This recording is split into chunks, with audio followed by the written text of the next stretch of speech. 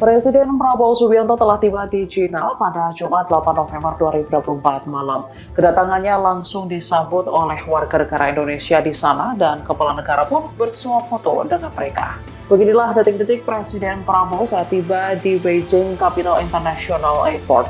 Ia langsung disambut oleh Menteri Pertanian dan Pedesaan Cina, Han Jun, serta Duta Besar Cina untuk Indonesia, Wang Lutong. Ada pula Duta Besar RI untuk Cina, Jauhari Orat Mangun, dan Atas Pertahanan RI di Beijing, Brigjen TNI Beni P. Nadeak.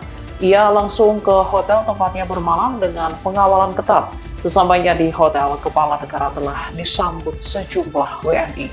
Mereka tampak antusias dengan kedatangan kepala negara.